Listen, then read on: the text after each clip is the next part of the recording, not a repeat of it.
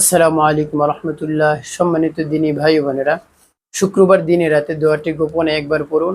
90 বছরের গুণ আল্লাহ রব্বুল আলমিন মাফ করে দিবেন। যা চাইবেন আল্লাহ রব্বুল আলমিন তাই দিবেন। প্রিয় দিনী ভাই বোন, সপ্তাহের 7 দিনের মধ্যে শুক্রবার একটি গুরুত্বপূর্ণ দিন। এই দিন আল্লাহ রব্বুল আলমিন তার অসংখ্য অগণিত বান্দা বান্দিদেরকে মাফ করে দেন। তাই আপনি যদি এই দোয়াটি পড়ে আল্লাহ রব্বুল আলমিনের কাছে চাইতে পারেন, আল্লাহ রব্বুল আলমিন আপনার সব ধরনের গুনাহ, জিনার গুনাহ সহ আল্লাহ রব্বুল আলমিন মাফ করে দিবেন ইনশাআল্লাহ। জুমার দিন যদি কেউ মসজিদে সর্বপ্রথম যায়, তাহলে আল্লাহ রব্বুল আলমিন একটি উট সদকা দেওয়ার সব আল্লাহ রব্বুল আলমিন তার আমল নামায় লিখে দেন। তারপরে যে যাবে সে একটি গরু সদকা দেওয়ার সব পাবে। তারপরে যে যাবে একটি ছাগল সদকা দেওয়ার সব পাবে। তারপরে যে যাবে সে একটি মুরগি সদকা দেওয়ার সব পাবে। তারপরে যে যাবে সে একটি ডিম আল্লাহর রাস্তায় সদকা দেওয়ার সব তার আমল নামে আল্লাহ রব্বুল আলমিন লিখে দেবেন। আপনি যদি সর্বপ্রথম শুক্রবার নামাজ আদায় করতে যেতে পারেন, আল্লাহ রব্বুল আলমিন একটি উট সদকা দেওয়ার সব আল্লাহ রব্বুল আলমিন আপনার আমল নামায় লিখে দিবেন। সুবহানাল্লাহ। শুক্রবার এত গুরুত্ব।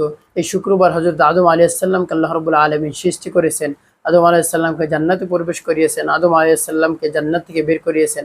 এবং কেমন সংগঠিত হবে পবিত্র শুক্রবার, আসমান জমিন পাহাড় পর্বত নদ নদী সবকিছু আল্লাহ রব্বুল আলমিন এই শুক্রবারই ধ্বংস করে দিবেন। আনাস ইবনে মালিক রাদিয়াল্লাহু তাআলা আনহু থেকে বর্ণিত, নবী করিম সাল্লাল্লাহু আলাইহি সাল্লাম বলেছেন, শুক্রবার আসর থেকে মাগরিবের পূর্ব মুহূর্ত পর্যন্ত কেউ যদি দোয়া করে, তাহলে আল্লাহ রব্বুল আলমিন অবশ্যই তার দোয়া কবুল করে নেন। যা চান আল্লাহ রব্বুল আলমিন তাই দেন। তাই আপনি যদি এই দোয়াটি পড়ে আল্লাহ রব্বুল আলমিনের কাছে চাইতে পারেন, তাহলে অবশ্যই আল্লাহ রব্বুল আলমিন আপনার জীবনের সব ধরনের গুনাহ মাফ করে দিবেন।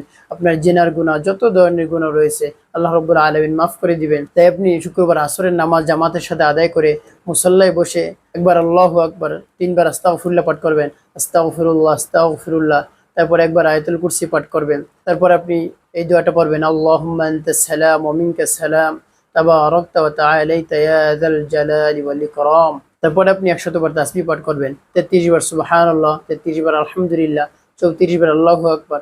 তারপরে আপনি কয়েকবার দুরূদ শরীফ পাঠ করবেন, সাল্লাল্লাহু আলাইহি ওয়াসাল্লাম সাল্লাল্লাহু আলাইহি ওয়াসাল্লাম। তো দুরূদ শরীফ কয়বার পাঠ করবেন? আল্লাহর হাবিব সাল্লাল্লাহু আলাইহি ওয়াসাল্লাম বলেছেন, শুক্রবার আসরের পর যদি এই দুরূদটি কেউ 80 বার পাঠ করে, তাহলে 80 বছরের গুনাহ তার মাফ করে দেন আল্লাহ রাব্বুল আলামিন। সেই দুরূদটি হলো, আল্লাহুম্মা সাল্লি আলা মুহাম্মাদিন নাবিয়্যিল উম্মি ওয়া আলা আলিহি ওয়া সাল্লিম তাসলিমা। যে দোয়াটি পড়লে 90 বছরের গুনাহ আল্লাহ রাব্বুল আলামিন মাফ করে দিবেন, সেই দোয়াটি হলো, রব্বানা যালামনা আনফুসানা ওয়া ইল্লাম তাগফির লানা ওয়া তারহামনা লানাকুনান্না মিনাল খাসিরিন।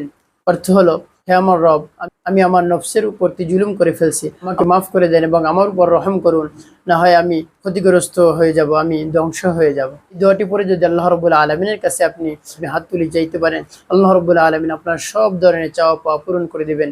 সব ধরনের গুনাহ আল্লাহ রাব্বুল আলামিন মাফ করে দিবেন। আল্লাহ রাব্বুল আলামিন আমাদের সকলকে সব গুনাহ খাতা মাফ করে দিয়ে পাক পবিত্র বানিয়ে দিন। আমিন ওয়া তাওফিক ইল্লা বিল্লাহ।